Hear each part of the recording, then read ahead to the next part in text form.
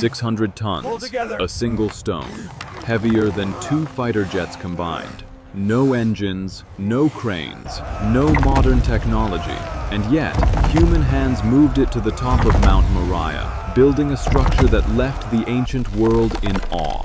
In 19 BC, the Temple of Jerusalem stood in full glory, so magnificent that Roman historians called it the most astonishing building under the sun.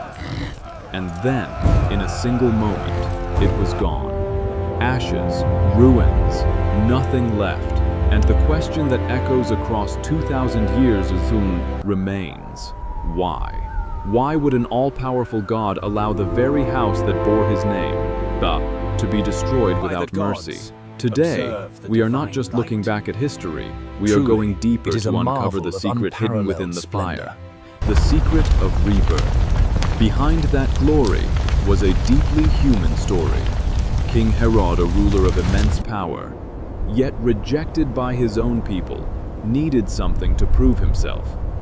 He was not seeking reverence for God, he was seeking validation, and so he chose material greatness, a temple so grand the world would have no choice but to look. Tens of thousands of laborers worked without rest.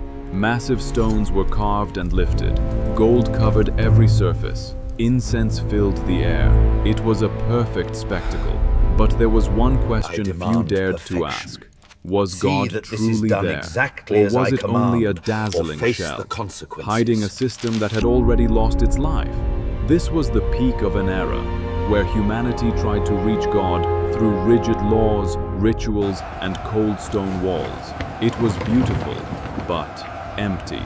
It was grand, but lifeless. Then, one man entered. Not a king, not a scholar, not a religious authority, just a carpenter from Nazareth. But when he stepped into that temple, everything changed. He was not blinded by gold. He was not impressed by architecture. He saw through it all and recognized what no one wanted to face. Corruption within, merchants exploiting faith, sacred rituals turned into profit. And then, a shocking act. He overturned the tables, not out of anger, but out of truth. When his disciples admired the greatness of the temple, he spoke words that stunned them. Not one stone here will be left on another. But he was not only speaking of a building, he was speaking of an entire system, an era, a way humanity approached God was coming to an end. And then, he declared something even greater. Destroy this temple, and in 3 days I will raise it again. No one understood, because he was not speaking of stone, he was speaking of himself. He was declaring, the true temple is not a place, it is a person. At Golgotha, everything reached its climax. As he breathed his last, something unimaginable happened. The veil that separated the most holy place was torn in two from top to bottom, not by human hands, but from heaven itself. A clear sign, the separation was over. No more complex rituals, no more barriers. The way to God was now open. I said 50 shekels, and then, not 40. just decades later, the prophecy became reality. In 70 AD, Roman armies surrounded Jerusalem. Fire consumed the city. Smoke filled the sky. Chaos swallowed everything. The temple, the greatest symbol of all, was burned to the ground. The heat was so intense that metal melted. Gold flowed like rivers, seeping into the cracks between stones. And to retrieve it, Roman soldiers tore apart every stone. How did they move by stones one, this large? not a single stone Must be the work of giants. left upon another. Look how high exactly they reach. as it had been spoken. But this was not merely destruction. This was purification. The old had to die, not because it was weak, but because its purpose had been fulfilled. One door had to close, so another could open. And from those ashes, something new was born.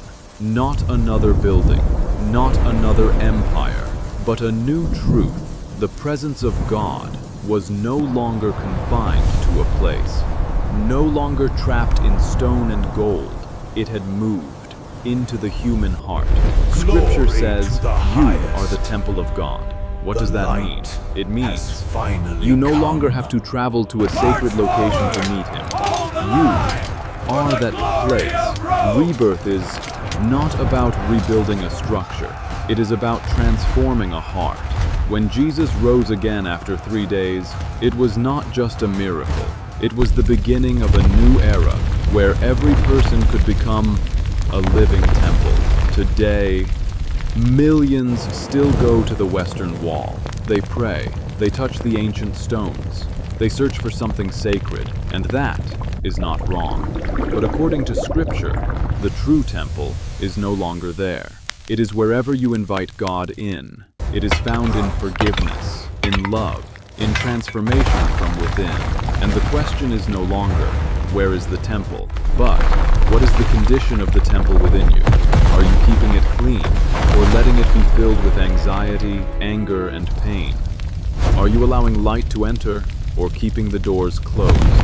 Because rebirth is not just a story of the past. It is an invitation for right now, today. When you look at your life, you may see broken pieces, things that once felt so important, now reduced to ashes. But perhaps, just like that ancient temple, those things did not fall apart to end your story. They fell apart to make room for something new, something more real, more alive, more connected. So today, are you ready to rebuild the temple within yourself? If this message moved you, leave a comment. What surprised you the most? And don't forget to subscribe to Bible Reborn so we can continue exploring the journeys where the old ends and new life begins. See you in the next journey.